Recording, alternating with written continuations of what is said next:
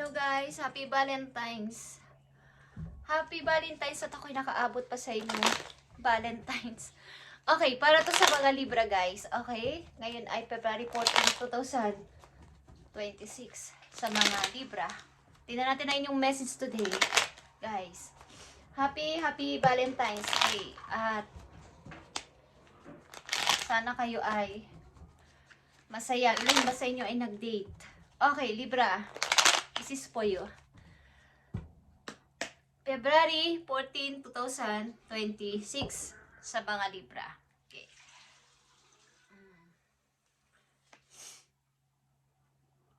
Mayroon sa inyong nagpapapansin o gusto magpapansin o gusto pansinin mo naman ako, Libra. Okay. Pansinin mo naman ako. Palagay nyo ang person na to ay hindi seryoso. Okay, Libra. Tingnan natin na yung message. February 14, 2026 sa mga Libra.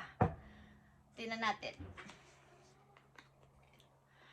The Emperor is here. Ito ay Aries energy. Kayo kasi ay parang sa tingin nila ay mas mataas kaysa sa kanila, okay? Mataas ang level nyo sa kanila. So parang ang hirap mong i-reach. Yan ang gusto niyang sabihin. Kaya hanggang sa pagpapapansin na lang siya. Maring kayo ay may pagkahigpit. Okay. May pagka sa paningin nila kayo ay masungit, kayo ay mahigpit, kayo ay suplado. At hindi basta-basta nagtitiwala sa ibang tao. Okay, tingnan natin ang Emperor ba't nandito sa mga Libra. February 14, 2026 sa mga Libra.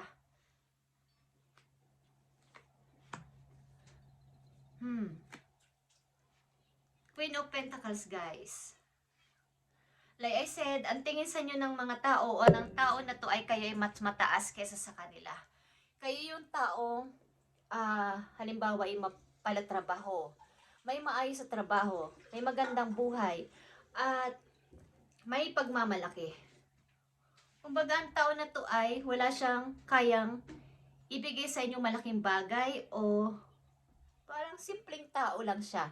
Nasa palagay niya ay minamaliit niya ang sarili niya. Okay, at hindi siya nababagay sa inyo, Libra. Okay, ang person na to. Tignan natin ang Emperor. Libra, andito ang Six of Swords and Queen of Cups. Okay, guys. Kayo isang taong madalas mapag-isa at hindi talaga masyadong nakikihalubilo sa nakakarami. Okay? Sa mga Libra na nandito.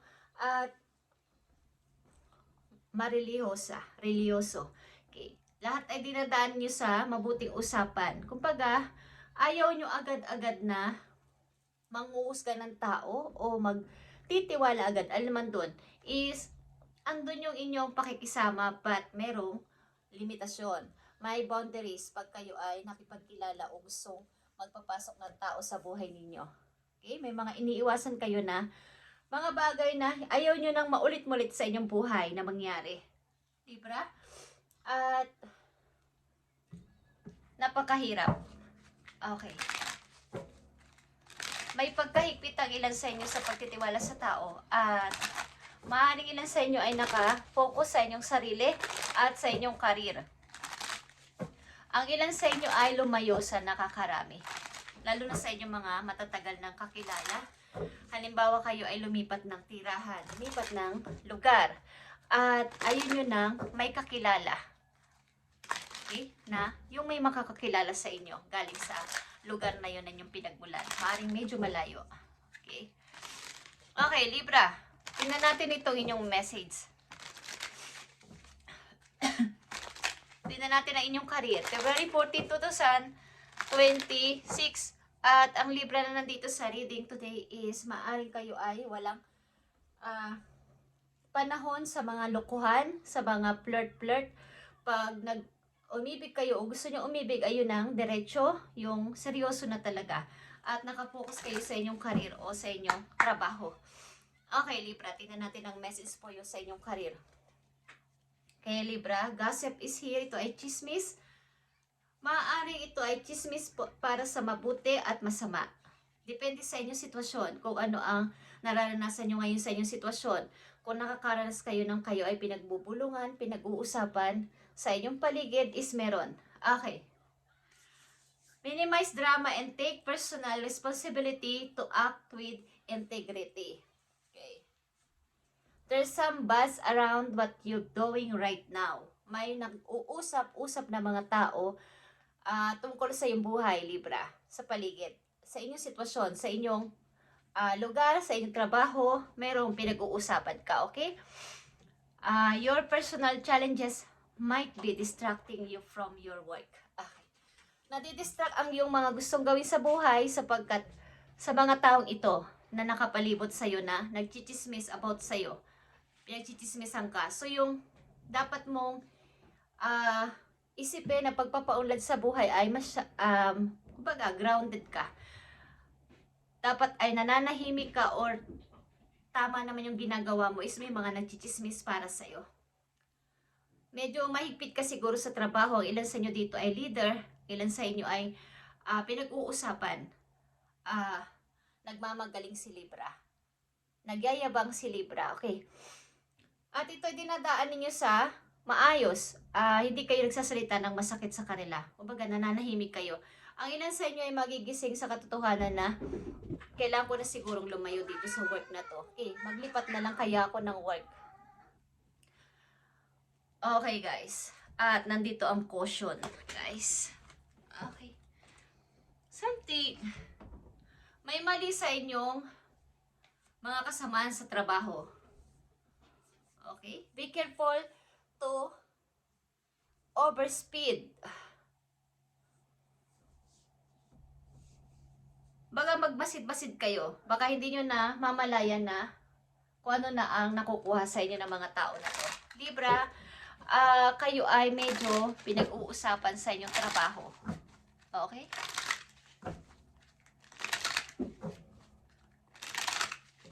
At tingnan mo yung needs mo at wants. Magkaiba kasi ang wants at saka needs. Okay, Libra. Maaaring kayo ay may magandang trabaho at maganda ang posisyon sa trabaho. Aliman dyan, Libra, maayos ang inyong maayos ang inyong pamamalakad sa trabaho, sa inyong grupo, at may mga nagchichismisan about sa inyong pagkatao. Okay? Kayo ay nadidistract sa mga to. So, ilan sa inyo dito ay maaaring gusto umalis sa trabaho o maglipat na lang ng place o ng place ng trabaho.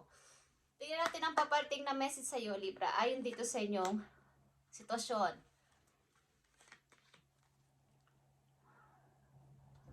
So, kayo ay natatakot. Something na ang mga tao na to ay may dalang problema at may dadaling problema sa inyo kapag nangyaring papasukin nyo sila sa inyong buhay. So, bigyan nyo ng limitasyon ng mga tao na to. Kaya pala, kayo ay hindi basta-basta nagpapapasok ng tao sa inyong buhay is maring alam nyo na ang mangyayari na magbibigay ito sa inyo ng problema in the near future. Okay, Libra? Queen of Swords is here and Two of Cups, guys. Kaya kayo ay nananatiling tahimik at walang masyadong kaibigan. But okay lang naman. With or without friend naman is kayo ay nabubuhay at mayroong paninindigan sa sarili. At sa kasalukuyan, maaaring kayo ay mayroong minamahal, but ito ay malayo or hindi nyo kasama. But ito ay deep connection, guys. Okay.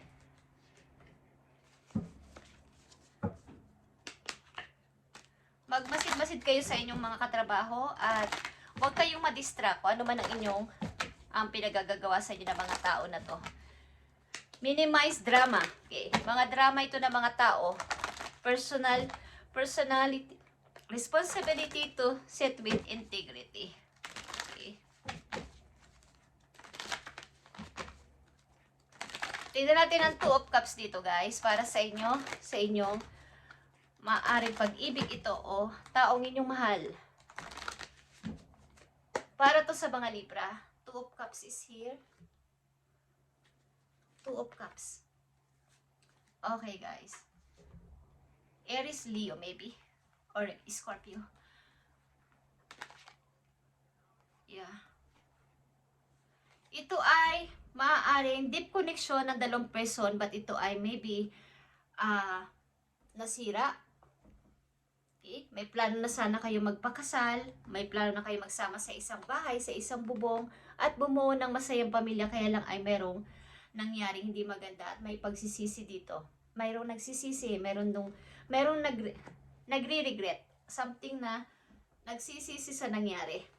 Okay? Kaya ang ilan sa inyo nandito ay nakapokus sa trabaho at walang panahon sa mga biru-biruan na offer ng isang person. Halimbawa, nag-o-offer ng nagpapapansin or nakikipag-message sa inyo, wala kayong panahon doon at gusto nyo lang ay magtrabaho at mapag-isa. Okay? Tingnan natin, Libra, ang payo sa inyo dito. Maaaring kayo ay magaling na pinuno sa inyong trabaho. Okay? Maaaring mataas ang inyong posisyon sa trabaho, Libra, at pinaiingitan kayo ng inyong mga kasama sa trabaho. So, kayo ay huwag ma-distract dito. Okay? Something na kayo ay maayos ang trabaho at maraming mga magaganda pang paparating sa inyong buhay. So, huwag kayong ma-distract sa mga tao na ito na nagbibigay sa inyo ng problema o chismis. Okay, Libra, tingnan natin ang payo sa iyo dito. No matter how much you are being tested or pushed right now, stand your ground, Libra, and push back. Okay? Believe in your own integrity. Like I said kanina, minimize drama and take personal responsibility to act with integrity and self-worth so much that no one can beat your own way. Okay? Have the confidence to move forward. You can and will do this. Okay? Huwag kayong magpa-distract dito sa mga nag-chichismis sa inyo trabaho, guys. Sa trabaho ito. Okay, Libra? At huwag kayong matakot. Ground yourself. Stand yourself. At huwag kang matakot na ipaglaban ng iyong karapatan. Kung ikaw ay pinuno sa inyong trabaho, huwag kang aalis dyan sa pwesto mo.